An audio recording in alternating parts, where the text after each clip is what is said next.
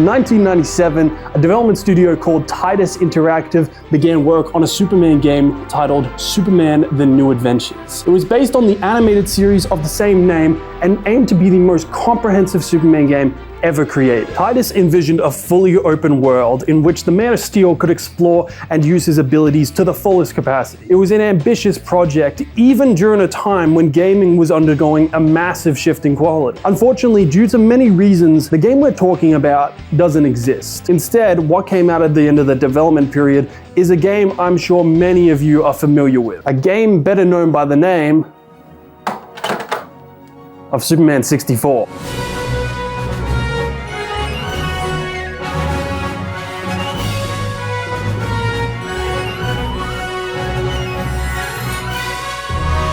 This looks like a job for Superman. Then there's no time to waste. Hello everybody, I'm B4 Brandos and welcome to my breakdown of Superman 64, as well as the first part of my three-parter series diving into Superman's struggles in the world of gaming. Through this series, we'll be trying to get to the bottom of why exactly it seems the Man of Steel can't get a good game, and there's no better way to do this than by analyzing some of his biggest outings and figuring out exactly where they all went wrong. Now today we're starting our journey with one of Superman's most infamous pieces of media, and it's got a little bit of a rep, but it's a little well known, and by that I mean it's known as one of the worst games of all time. Now to give you a little introduction, Superman 64 was released in 1999 and follows Superman as he's transported into a virtual world created by Brainiac and Lex Luthor. Following that, he's pretty much made to complete a bunch of different puzzles to save Lois, Jimmy, and Professor Hamilton, which if you don't know who that is, that's Superman's like forgotten tech guy. I don't think he's shown up in a comic since like 2004 or something. But yeah, going into this game, I was like, it doesn't sound that bad. I mean, I've watched every episode of Superman the Animated Series and I love it. I think it does for Superman what BTAS did for Batman. It's got a cast of great voice actors that really bring the characters to life. The art style is great, the music is great, and it tells a collection of good stories which define the character pretty thoroughly. The only criticism I'd throw its way is that Superman is pretty weak in this iteration to an annoying degree. It's like action scenes weren't allowed to be a back and forth fight. Superman always gets his ass kicked for 5 minutes straight and then locks in at the very end and wins. But who am I kidding? This is the show where a train track blows up and Superman grabs 2 bits of steel and holds up the whole train. This show is awesome. All right, I'm getting off topic, but what I'm trying to get at is I was thinking, if it's based off something I like, how bad can it really be? But before we get into this, if we're going to be fair to this game, I need to tell you about development. Like I said before, Titus Interactive was interested in making a proper Superman game. In an interview that Titus's co-founder Eric Kane did with Playboy magazine, he explained that the game was going to be the first open world 3D superhero game and that it would stretch the Nintendo 64 to its utter limits. But there was a problem. Meanwhile, over in Warner Brothers land, the licensing team that okayed Superman 64 was let go, and the replacement team instantly took a disliking to Titus's project. Kane put their disdain like this: they believed a major company such as EA Games would pay more and create a better product. Which is ironic because Titus was the only game development studio that actually wanted to make a Superman game. No one else wanted to touch the IP. But guys, we are talking about Warner Brothers here, reoccurring villain on the channel. Their creative side, oh, chef's kiss. I love their stuff, but like the people who make business decisions for that company, you probably couldn't find a more out of touch group of people if you went to Jeff Bezos' birthday party. So anyways, their genius brand new licensing department started micromanaging the shit out of Superman 64. And the first thing they asked Titus to do was change the game from an action adventure experience to a SimCity type game where Superman would be the mayor. What? But of course, Titus said no, and this only made things worse. From this point on, WB Licensing had their grubby little hands in every element of the game. Titus wanted a beat-em-up superhero game, but WB Licensing said, no, Superman would never hurt a real person. Titus wanted destructible environments, but WB Licensing said, Superman can't be a bad person. In fact, WB was so concerned with Superman being portrayed in a poor light that they forced Titus to set the game entirely within a virtual world so that there was no real damage done. But of course, this was all bullshit. For some reason, WB was trying to delay this game as hard as possible, and they were doing that while hiding behind the argument of legacy preservation. In one instance, there was even an issue about Superman flying underwater because, according to WB, Superman wouldn't do that. Development on the game slowly turned from being an actual dev cycle to being a sparring match between Titus and WB. Titus literally had to comb through comic books, find Superman doing a thing they wanted him to do in the game, and show it to WB just to get a feature approved. Like a little side note, right? This is what actual unemployment looks like. Like, sure, whoever was pulling the strings at WB marketing, they have a job on paper, but still, like, get a job. What are you doing?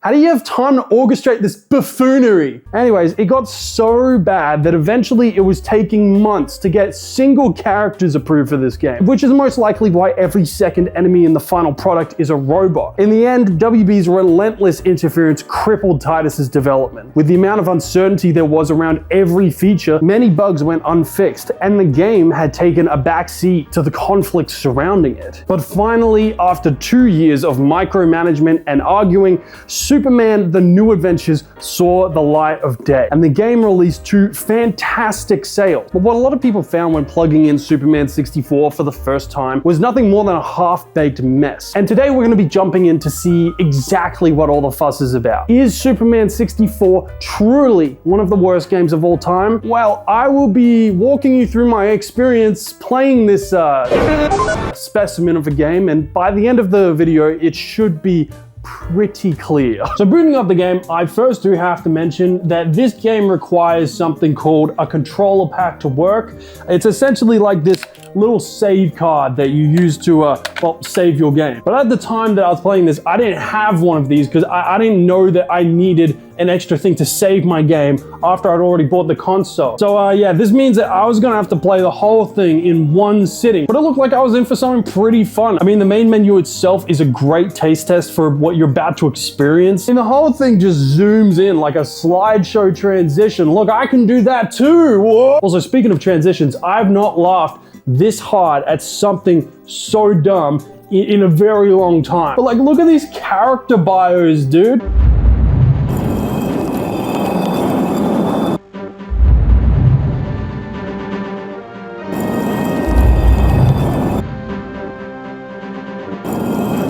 But anyways, jumping in, the game starts with Lex Luthor taunting Superman, what else is new? And then he sends Jimmy, Lois, and Hamilton into the Matrix, and then boom. Then there's no time to waste. We have entered the nightmare of Superman 64. Now, you've probably heard of the rings in this game, you know, the flying stages. It is infamous, but I didn't expect it to be this bad. First up, there is a ton of input lag. Like, you'll press anything and half a second later it happens, which is pretty annoying considering that you need to move quickly and with precision during these flying levels. And I mean, like, the precision part of this is probably the worst bit because, like, Superman moves like a fucking cinder block given wings. And I say cinder block because there's not even a button to slow the motherfucker down. The only way to stop accelerating is just straight up take your finger off the accelerator button. Imagine if your car only had a gas pedal and no brakes. Oh, if you think that's bad, Superman also has the turn radius of a fucking limo for some reason. As well as that, different parts of the map lag more than others. So just when you get used to flying with half a second of input lag,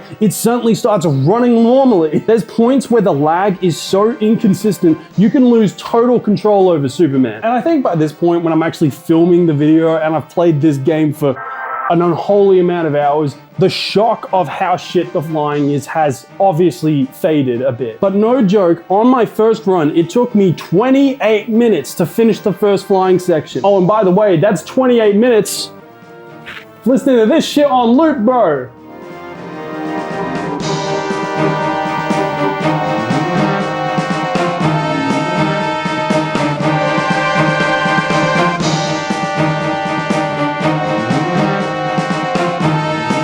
But But getting to an area that looks like the street mats everyone had as a kid, we're thrust into our first minigame, where you have to pick up 2 cars before they can hit some civilians. And this one is the easiest challenge in the game, but it does represent one of its biggest problems, which is you finish flying through some rings, then they shove an objective in your face and say, you've got 10 seconds. And you know what the crazy thing is? If you fail it, you go right back to the start of the ring section you just completed. Also, every single time you die, you just hear Lex chuckle in your ear a little bit. It says Lex wins, and you hear like But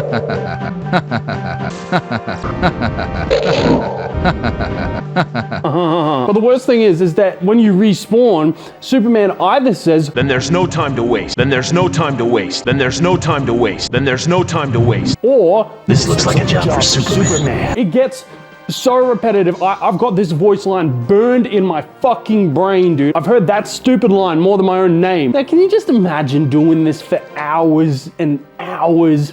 Wrestling with laggy controls, extremely short time limits, shitty music, Lex laughing at you, Superman going, there's no time to waste every 5 seconds. I mean, just the underlying anger Superman 64 builds within me is really something quite special. I legit wanted to break my controller. It's a miracle this thing is here with us today. But for the rest of the level, there's a few more challenges between the flying bits. In one, we fight some Lex Luthor goons who have kryptonite pistols, which don't tell anyone I said this, but the fighting feels okay. I mean, for all the things they got wrong about Superman in this game, but the one thing they did get right, Superman one punches goons, no questions asked. The other missions aren't as easy as just punching them though, because, well, look, this game needed a hint feature because there are no tutorials. If you want to learn something, you have to go down to the controls and story menu, and over the next few slides, you learn how to play the game. But why wasn't this shown? Why do I have to look at a menu to figure out how to move? You know, all of these challenges could have been the perfect tutorials, but they end up just being kind of like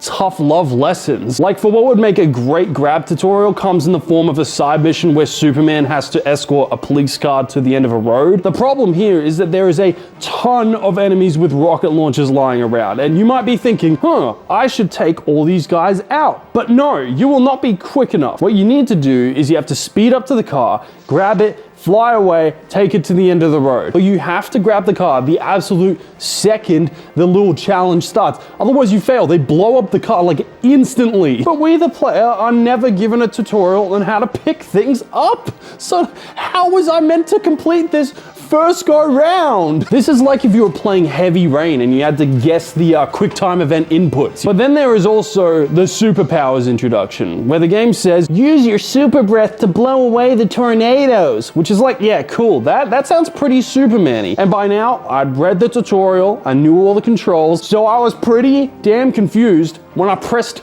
the super breath button and nothing fucking happened. It only took me a few times fucking failing this mission before I realized, I should check out a guide. So looking up an IGN guide, I found out that the reason I couldn't use my super breath is because I hadn't picked up the super breath token lying right here. Like, I don't know about you guys, but if I'm gonna go play a Superman game, I'm kind of rooting for the idea that I'm gonna be able to play as Superman with all of his superpowers. Can you actually imagine if this was a thing that the character had to do? Like, Superman had to go find some bullshit coin to get his powers. He's on a Justice League mission.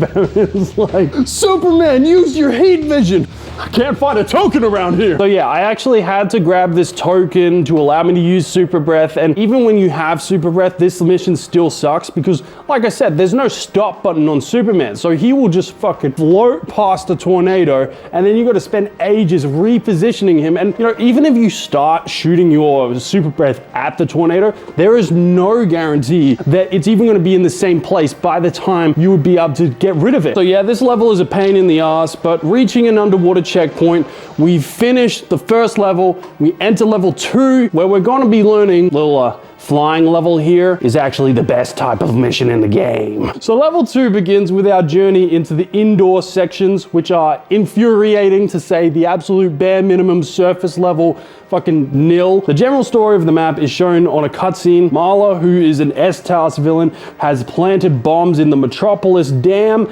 and we have to stop him. Also, yeah, I know, it's kind of nonsensical to critique the plot of this game, but what I can't get over is that all the villains in this game are implied to be the real ones. once. They're just transported into this virtual world. So why are they committing crimes? And why is Superman trying to stop them? It's virtual Superman. Virtual Metropolis doesn't need virtual running water. It's okay. But getting down to the actual meat of the level, I've got to say, most people go, oh, Superman 64, is that the game with the rings? Dude, seriously, this game only has a bad rap of the rings, probably because no one's gotten past the ring levels to play this piece of shit. Like, it's bad. First up, Superman's on-foot controls are tank controls, which honestly, I can fuck with that a bit, you know. Silent Hill, Resident Evil, some of my favorite games have used tank controls. But it seems that Superman 64 has input delay ingrained into its code. It's not even about the lag of the flying levels. You ask Superman to do something and he'll get around to it, no promises. But this lack of agility really starts to sting here because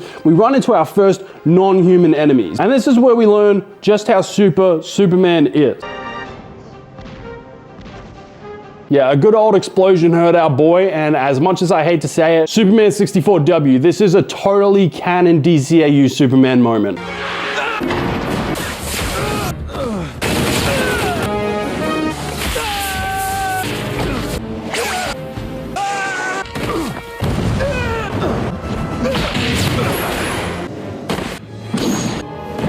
It doesn't take much, does it? So yeah, rare Superman 64W?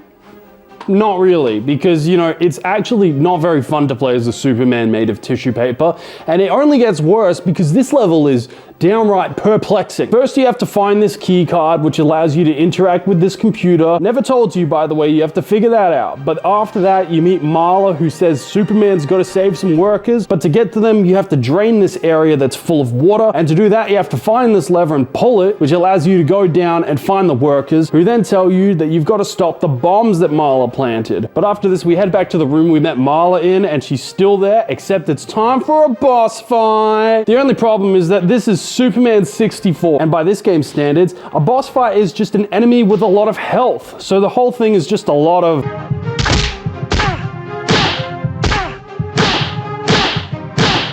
So taking down Marla, we have to head to the computer again to unlock these two doors, and finding two bombs, we use our freeze breath to freeze them solid. By the way, to even get freeze breath, you need a key card in the flooded area, which automatically unlocks these rooms with the power token inside. And yeah, upon freezing the bombs, that's level complete. By the way, none of what I just listed off is ever explained to the player or even really hinted at, so you have to figure that out all by yourself. It is horrible. My brain hurt playing this game. But before we move on to the next level, I kind of want to put this level under a microscope because I think it really encapsulates what Superman 64 does wrong, and that is the gameplay loop doesn't really fit Superman as a character. I mean, why do people play superhero games? Well, it's to experience what it's like to be a superhero, which means you need to design your missions around what that superhero would do to achieve whatever objective they need to. The problem here is that Superman is not a computers hero. There's barely a time when he needs to use computers. And yeah, like Marla says, we can't save these workers without draining the water because smashing through this door would flood the room. That's totally fair, but what about these doors? Superman isn't Doom Guy. If he needs to open a door, he'll punch through it. Like, some games can be fine providing no information or hints to the player if the player can get into the protagonist's head and act as they would. But the way Superman as a character operates in this game is so off base from how he would actually do things that it makes the entire game really confusing. But anyways, moving on, we enter level 3, which is another flying level, and I don't have a ton to say about this area except this is where I had to do my first restart of the game because while flying around, ladies and gentlemen, that's crash number 1. And since I didn't have a save pack for my N64, that was 2 hours and 41 minutes of progress I lost. But you know, I'm used to setbacks when I film my videos, so I jumped back in, and if nothing else, I was more experienced with the game. So I made it back to the dam level within 35 minutes. Unfortunately though, during the fight with Marla, I died, and while grieving over the fact that I had to do the whole level again,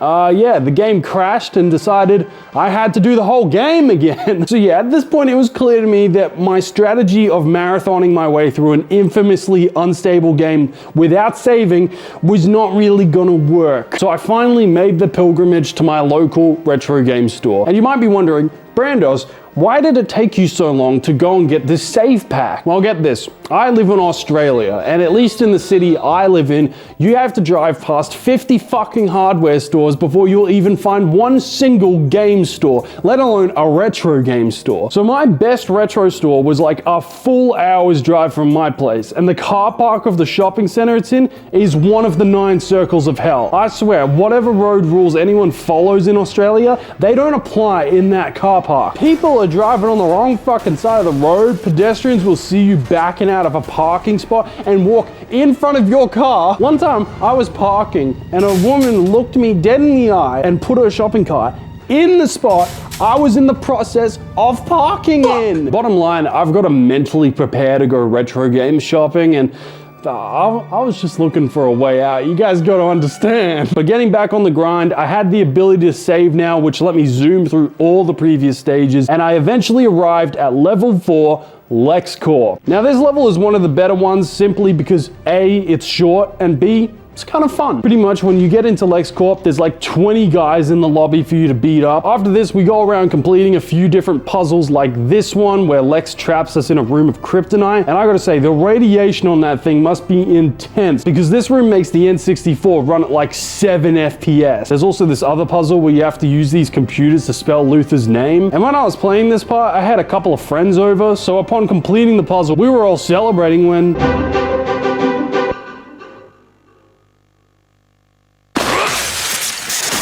Yep, another crash. And this time it's because I stood still for too long. But making it to Lex's office, we come face to face with Brainiac, and I wasn't really taking any chances here, so I lasered him to death. And the animation that plays when you beat him is hilarious. Like, he stops getting damaged, hosts up, and then starts walking towards you.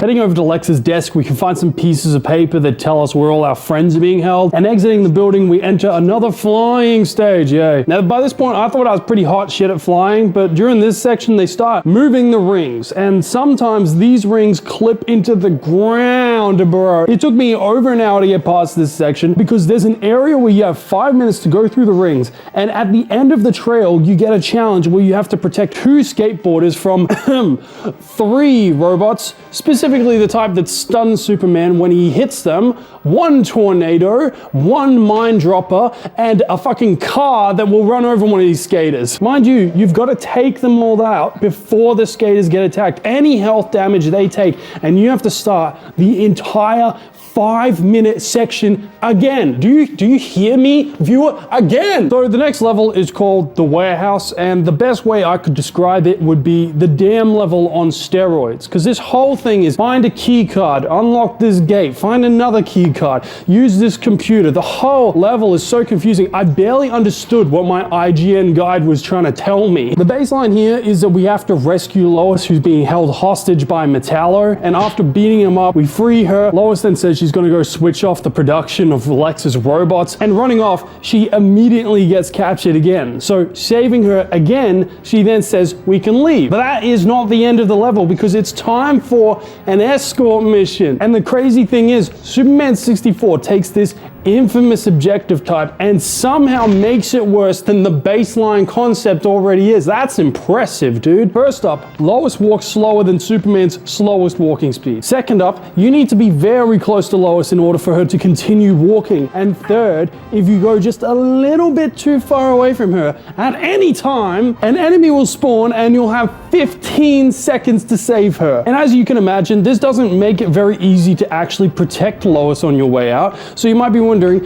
how are we meant to keep her safe? Well, official mechanic, by the way, if you get into trouble, you need to use your freeze breath on Lois to turn her into an ice block. Like, I don't know how WB was not okay with Superman flying underwater, but freezing Lois into a solid fucking ice brick to protect her from bullets was like Oh, that's okay. That's a Superman moment right there. But anyways, we get to the exit where Metallo is waiting for him, and after feeding him a knuckle sandwich, that's level complete. Exiting the facility though, we enter another flying level, and I hate to say this, but by this point in the game, these levels became the good ones. You know, these levels that had me rage quitting and all up in arms earlier are now the lesser of two evils. The indoor levels are quite literally that bad. I mean, you run around these things not knowing if you're about to get put on a 10-second timer, or if some insanely powerful enemy is in the next room, or if you're missing some power-up token that you actually will be needing. It's so stressful playing these levels, because unlike the actual flying ones, there's no checkpoints. You fuck up and you've lost like 30 minutes of progress, which makes it worse considering how bad the game is at conveying information. So you'll often find yourself not even knowing what you did wrong. So that's all to say that these flight levels are kind of chill. There's nothing you really need to do except get from point A to B in a timely manner. But arriving at the next level, the latest threat Superman needs to stop comes in the form of Darkseid. And this whole scenario is hilarious because all these villains are yet again implied to be the real deal, right? And you know what Darkseid has done? You know what his plan is? He's kidnapped Jimmy Olsen and he's holding him hostage in the Daily Planet's underground car park where he's planted a bomb. Like, that seems a bit low stakes for the manifestation of evil, but you know, who am I to judge, right? But what's even better is that your objective for the level is to find Darkseid, knock him out, and then take him to the cops. Can you imagine being the cop that had to take him to like lock up for booking? Like, you're just driving your patrol car, and then in the back, Darkseid's just...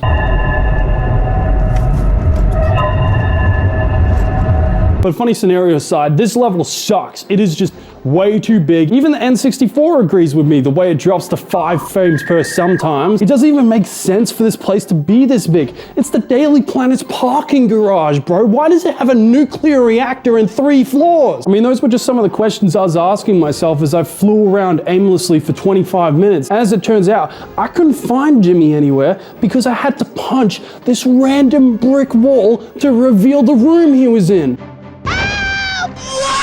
This pisses me off, right? Because this game teaches you that whatever Superman would do in a situation, that's not going to happen here. All of a sudden, and without any hints, they just drop breakable walls into the game and hide the main objective behind it. It's like the game is actively and maliciously fucking with you at this point. But freeing Jimmy, he tells us where Darkseid's bomb is, and once we defuse it, the big man himself shows up. So lasering him into unconsciousness, we then pick up Darkseid, and I don't know what's meant to happen at this part, but the level just automatically completed for me here. So, you know, I'll take my wins where I can get it. But after this, it's back to the rings for another 40 minutes, and making it to Star Labs, we begin the best level of the game. And this one's only top of the list because it makes sense. We find Professor Hamilton, who's trapped underground, and he pretty much tells us everything we need to do every step of the way. It's like a breath of fresh air. Can this guy be in every level? Also, we defeat the villain of the level, Parasite, in a pretty Superman-y way by baiting him into a containment cell instead of actually fighting him. You know, the level just works. There's no fat here that needs to be trimmed. It's just solid. And that's all I've got to say, because even this game's best level is kind of just mediocre at best, and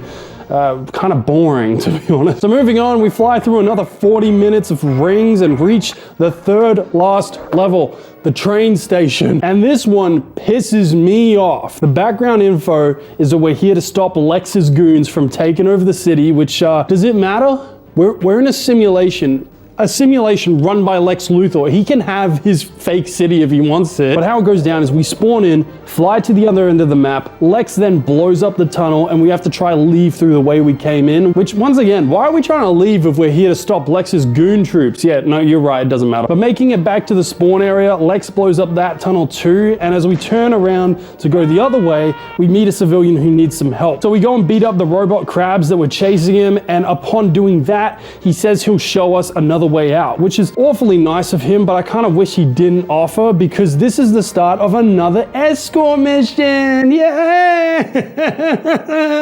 Except we're not just guiding a slow-ass NPC this time. We have to guide this guy down a tunnel that takes Superman nearly 30 seconds to fly down at top speed. For a little translation, that's really fucking far. And this is where I learned the pain of this game's Escort missions. Like, I got lucky with Lois and I didn't have to restart, But here, over the course of an hour, I failed this escort mission 3 times. Twice from this guy getting shot, and the 3rd time I was being really careful. I was using freeze breath on this guy. If I even saw a threatening pixel, I was locked in. But I started to get a little impatient, and I found that if I walked into him, I could actually push him and speed him up. But in my hubris, I forgot that Superman 64 is not a game that you play. It's a game that plays you.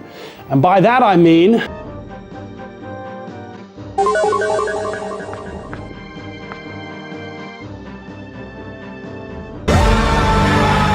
NPC fell through the fucking floor and died! This was enough to make me rage quit, and I didn't reattempt till later that night, where I found that you don't even have to do the escort mission if you simply fly over the guy, go to the central terminal, and beat up everyone. And yes, it did feel quite good ignoring one of the game's bullshit objectives for once. But as always, for every good emotion you feel while playing Superman 64, you better believe it won't stay that way. Because ending this level, we get a text box saying, "You destroyed all the enemies in this town, but you need to face Brainiac in the hard skill level to bring back your friends to the real world." And clicking the button,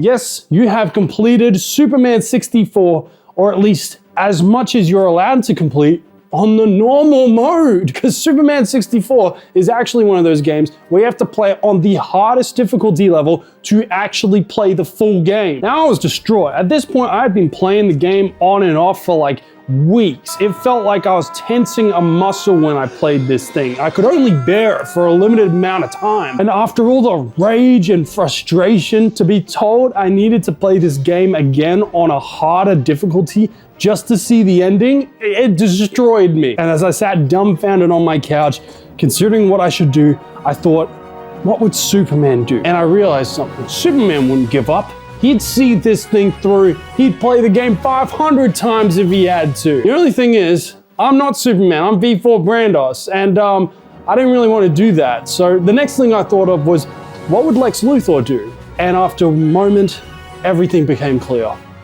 I was gonna cheat. Pretty much, I started a new game on Superman mode, then I used the skip level cheat to go all the way to the second last level, which is just another one of those ring flying levels, except it is grade A dog shit. The devs knew this was their last chance to make Superman fly through 1 billion rings, so they give you a 10-minute timer and just tell you to get going. And you might be thinking, Brandos, 10 minutes is tons of time. What's the problem? Well, the issue is they don't actually tell you where to go. You can follow these rings all the way to the exit, but here's the catch. There's like 5 different exits, and all of them make you fail if you run into them, except if you find the real one. And you can only find the real one if you go through all the rings, except you can't find the next ring you need to go through, because in Superman mode, they remove the arrow that points to your next available ring. So you just spend 10 minutes flying around all of Metropolis trying to find the next ring you need to go through, not knowing if you've even got enough time to get through all the rings and get to the exit. So to be honest, I totally skipped this level, and you can call it a skill issue, but I spent 1 hour and 20 minutes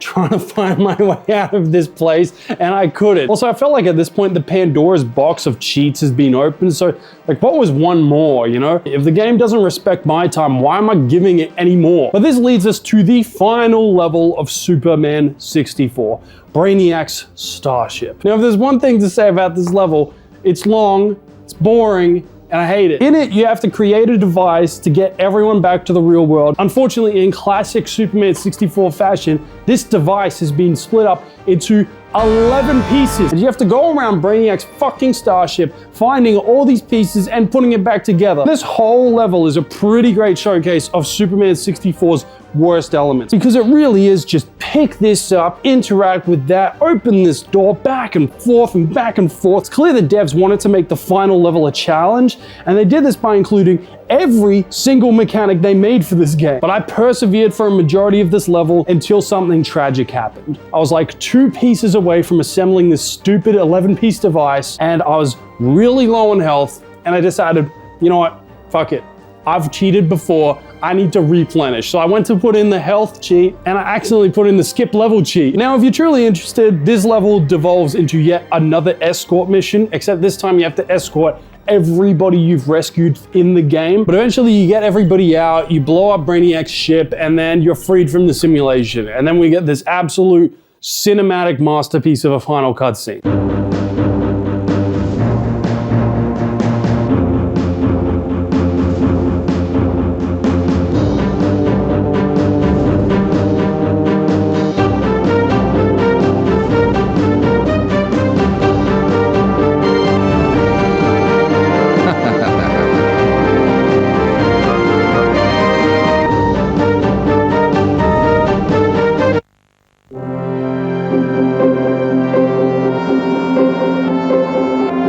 And that was Superman 64. Now, before we move on to my thoughts on the game, we're actually not done because Superman 64 actually has a multiplayer mode. And if you didn't know that, it's probably because no one has ever been able to convince their friends to play this piece of shit with them. But since I'm such a convincing guy, I got 2 other friends to give this a shot with me, and well, it's what you expect from Superman 64 multiplayer. Overall, there's 2 modes you can play, race mode and battle mode. In battle mode, you fly around in these ships controlled by different characters, and some of these picks are bizarre, by the way. You could be Darkseid, which is hilarious. I think Darkseid is the only one actually having fun in this game. Like, he's not taking this thing seriously at all. He's planting bombs in the Daily Planet, taking hostages, flying around in a little spaceship and shooting people. He's having like a holiday. But then there are such classics as the Lex Luthor Goon or Metallo, which, to be honest, this is very in character for him. You then have Brainiac, who's got an absolute hilarious ship. This shit is custom. It looks exactly like his fucking suit. He's been planning for the day when he has to go into battle in a very undersized spaceship. However, I can't help but feel that this was a missed opportunity to use Brainiac's flying chair that he's always flying around in. It's even in this game. After that, we've got Mercy Graves, Lex Luthor's henchman, and I really wouldn't mind this inclusion if it weren't for the fact that Lex Luthor himself isn't a playable character, which is pretty crazy, but what can I expect from a game that doesn't include Superman as a playable character in the multiplayer mode of his own game? But jumping into battle mode, it's really just all the players getting dropped into one of the levels, and then you shoot the others till they die, and whoever's left wins. Easy as that. It's pretty hard to control because the whole thing is in first person, and the ships everyone's controlling are actually incredibly tiny for some reason. So it's usually hard to even find one another to even get into a fight. The racing mode, on the other hand, isn't too much better. Like, when I saw all these characters in their stupid little rockets, I was kind of expecting this to be some sort of Mario Kart thing, which would legitimately improve the game for me. Like going through rings in single player, ugh, gross, no. But racing through rings with your friends while you're playing as Darkseid and Metallo, that sounds fucking wicked, bro. But it is actually not that. Despite having all these maps that were already made and filled with ring courses, they don't even do that. Pretty much one person creates rings and is drastically slowed down, and the other players have to fly through the rings and shoot each other? I'm not really sure because the tutorial screen didn't really make it clear what the objective of this race mode is, which is pretty wild because when you go to player racing mode, isn't the expectation that all the players are racing to a certain point and whoever gets there first wins? Overall, it's not fun, it's incredibly confusing, and if you get the misfortune of being picked to be the ringmaker, it is a huge chore because your ship starts moving like a snail. It sucks. You know what the funny thing is, by the way? I only found out that this game had multiplayer after I'd written the script and filmed a little bit of the video, and I was kind of scared that this game was going to have peak multiplayer and I was going to have to change the score, but you know, now I see that that was never going to happen. The multiplayer in this game is much like the rest of it. It's confusing, hard to control, and quite honestly, boring. But yeah, that's Superman 64. And before we wrap up this review, I do legitimately want to hear what your thoughts are down in the comments below. One of my favorite things about making these videos is that even if it is just for a brief moment, I love how a community of a long dead game can just flicker back to life and start talking again. So I want to hear what you think about the game. Is Superman 64 as bad as you thought it would be? Does it live up to the infamy it has amassed over the years? A lot of people know about this game. Not many people have the first-hand experience of knowing how the full thing plays out. So let me know what you think about it. But me, personally, I think Superman 64 is horrendous. It is without a doubt one of the worst games I've ever had the displeasure of playing. It's glitchy, laggy, boring, frustrating, stupidly long, and it's not even that I'm a Superman fan and I'm disappointed in this game. I feel like any hope I had that this was gonna be a good Superman game died in the first 15 minutes of me playing it. This is legitimately just a bad game. There's no substance, there's no fun, there's no real story. Baseline, the game lacks a soul. It could have had one if WB let Titus do their thing, but you know, WB isn't exactly known for being a hands-off company. You know, this is just a blunder at the end of the day. A handful of loose concepts and rushed elements slapped together in a guise of a finished game. It's truly a non-game, something that was hindered by the publisher so much that the devs didn't even have the opportunity to inject any real passion into it. And why would they want to? With the level of micromanaging Titus was under, it's a miracle plugging in S64's cartridge doesn't just load a picture of the middle finger with the text saying, "Fuck WB." At the end of the day, this isn't a game. It's a piece of shovelware dog shit brought about by suits who've never played a game in their life and simply wanted to feed their ego. Titus should hold no blame for this travesty. It wasn't their fault. They didn't set out to make this thing, they were made to. And because of that, because of everything we've talked about today, Superman 64 is getting the lowest rating I have ever assigned to any video game on this channel. Superman 64 is a big, fat, well-earned 0 out of 10. This game truly is my new baseline for bad games. I've never touched anything quite as bad, and I really hope I never do again. You know guys, through my playthrough of Superman 64, every time I wanted to quit or give up, I thought about what Superman would do. Every time I wanted to put my controller through the screen or say fuck this video, I thought about Superman's values and how he never gives up. He always finds another way. But you know guys, I'm not Superman, and there's some things that he would do, like finishing a video game legitimately without using cheats, that I just don't want to do. But right now, when I think about what Superman would do in this situation, I think the answer is pretty clear. And in this particular case, I'm more than happy to live up to the standard. Superman 64, for the thousands of disappointed kids who got you for Christmas, for the hundreds of thousands of hours you've siphoned from humanity, for the stain you've left on the Superman brand, I sentence you to the Phantom Zone.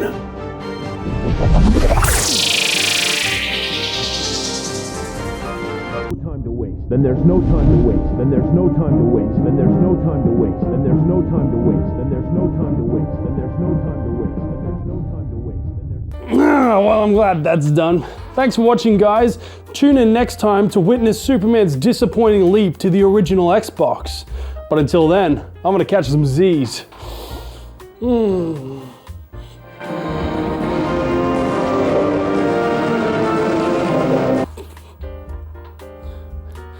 Yeah, maybe I better get to that right now. You know, sleep's overrated. Yeah.